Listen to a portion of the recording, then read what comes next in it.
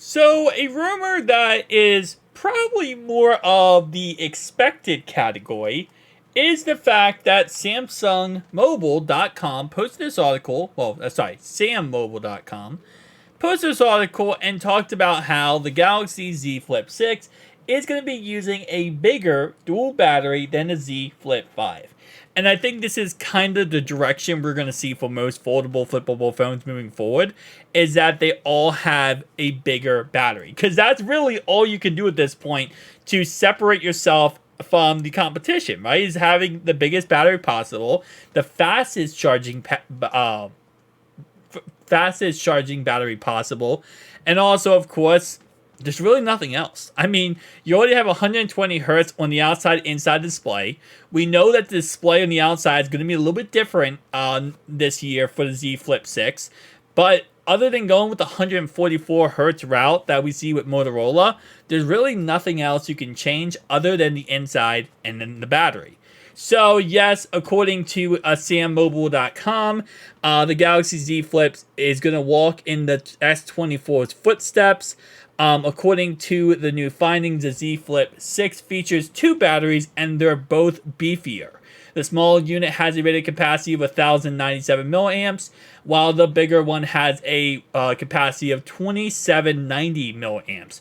Combined, it will be a 3,887 milliamp battery, which again, you can't see. Now we're kind of in the dual-edged sword here because, well, yes, again, that's all you can really do is just increase the battery size as much as possible.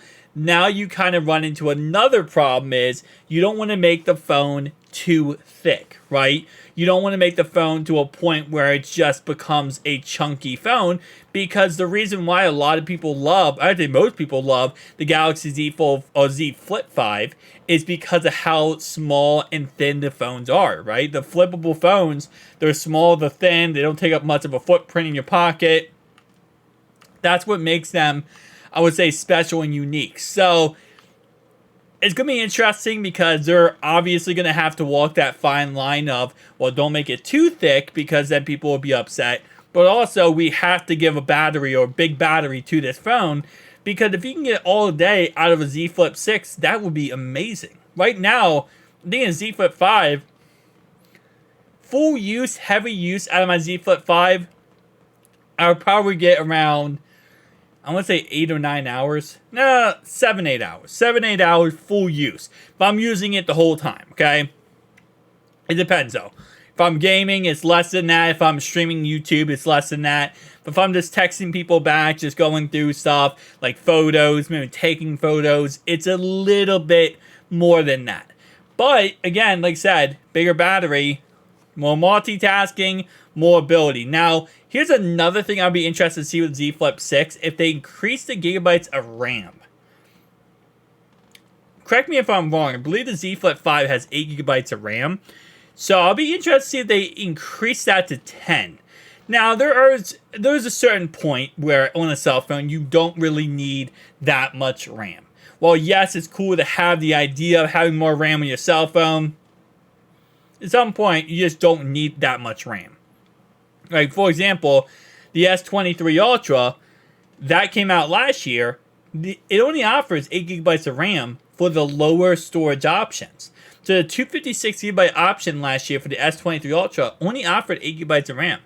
The 512 and 1 terabyte offered 12 gigabytes of RAM, and now this year Samsung has actually changed it around and every version offers 12 gigabytes of RAM. But there's a lot of people who probably just got the S24 or S23 Ultra last year with 256 gigabyte storage and 8 gigabytes of RAM.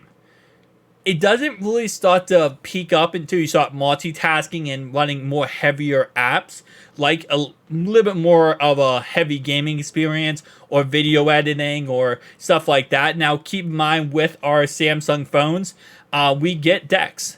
And you're able to connect to a monitor, right? And have the ability to, kind of have a mobile PC on the go in a way.